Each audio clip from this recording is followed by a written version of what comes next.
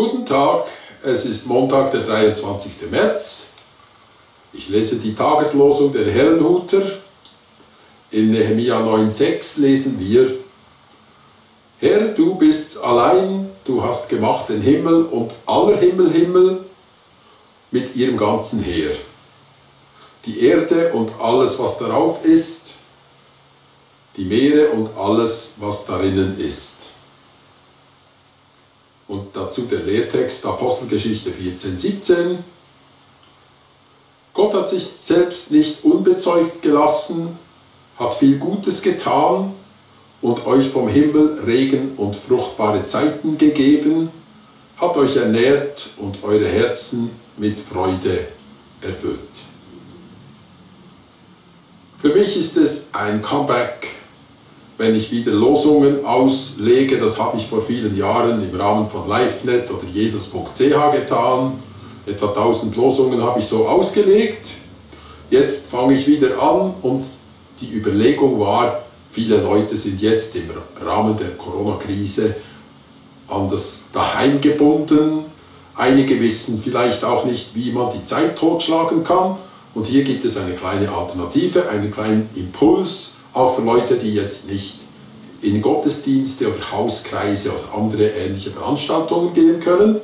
Deshalb habe ich mir gedacht, diese Situation ist eigentlich sehr geeignet, damit wir uns geflissentlich und auch fließend wieder mit Gottes Wort beschäftigen können. Es gibt keine bessere Möglichkeit als die weit verbreiteten Tageslosungen. Die sind auch ein bisschen neutral. Ich habe nicht meine Lieblingsthemen ausgesucht, sondern es ist etwas, was in ganz Europa, ja in der ganzen Welt immer wieder als Referenz genommen wird. Und Menschen sehen ja auch, dass nicht selten die Losungen auch in ihrem persönlichen Leben irgendwie passend sich einfügen. Noch viel besser, 1000-mal besser als die Leute, die auf die Sterne schauen und sich irgendwie aufgrund der Sternbilder orientieren wollen, was heute oder morgen zu geschehen hat.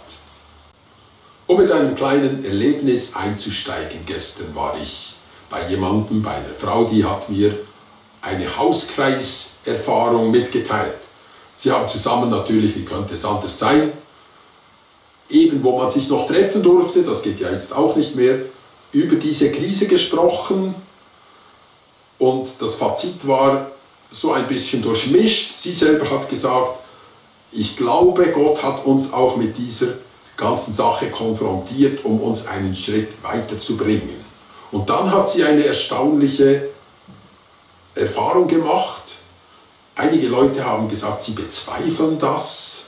Und einige haben auch gesagt, ja, gibt es überhaupt einen souveränen Gott, wenn solche Dinge geschehen? Es ist ja unfassbar, hat er denn noch alles im Griff?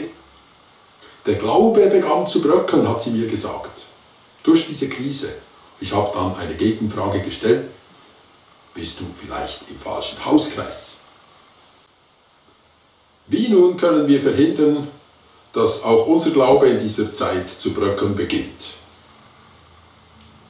Ist es überhaupt möglich, da Gegensteuer zu geben? Ja, ich glaube schon, das heutige Wort hilft uns auch dabei.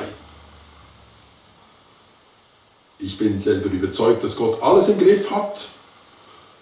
Er hätte es auch verhindern können, diesen Ausbruch hat er nicht getan, aus Gründen, die wir nicht genau durchschauen. Aber ich glaube, dass es einen rechten Anteil gibt von menschlichem Eingriff, dass dieses ein konzipiertes Virus ist, das mit nicht sehr guten Absichten, um es schön zu sagen, auf die Menschheit losgelassen worden ist. Trotzdem ändert nichts daran. Die Losung sagt uns, dass Gott den Himmel aller Himmel, also alles, was Himmel heißt, erschaffen hat, dann auch die Erde, unser Biotop, und auch das Meer mit seinen Untiefen. Das ist nicht unser Wohnraum. Das alles hat er ständig in kompletter Kontrolle. Was die Menschheit nun als Aufgabe vor sich hat, ist genau dies, dass wir auf Tauchgang gehen.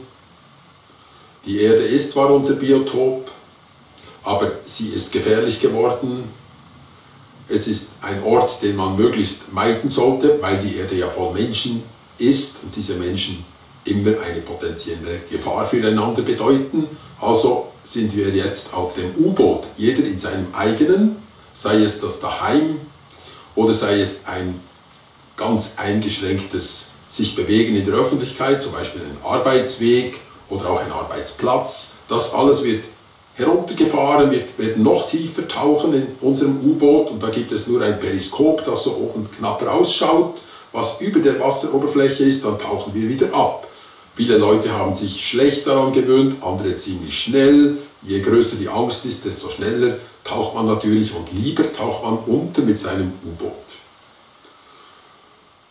Diese Situation wird sich weiterentwickeln. Es ist nicht absehbar, wie lange das so dauert und welchen Preis wir noch dafür zahlen werden. Aber wir sehen ja auch, bei Nehemia wurde dieses Wort aus einer Kampfsituation geboren. Sie bauten an der Mauer, die Feinde haben immer aufgepasst, was als nächstes passiert.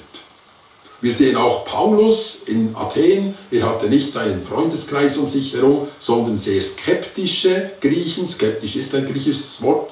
Man nimmt nicht alles 1:1. Man frisst ihr nicht aus der Hand und er hatte wenig Zeit, dort eine Predigt zu machen, hat sie versucht abzuholen. Die Leute lachten ihn im Prinzip aus. Einige wenige, wie Dionysos, sind ihm dann nachgefolgt. Nun, was tun wir jetzt während dieser Zeit im Tauchgang? Wie gesagt, es kann uns noch lange gefangen halten. Eines ist mal vorweg zu sagen, ganz wichtig mit den heutigen beiden Texten: Gott bleibt immer Gott.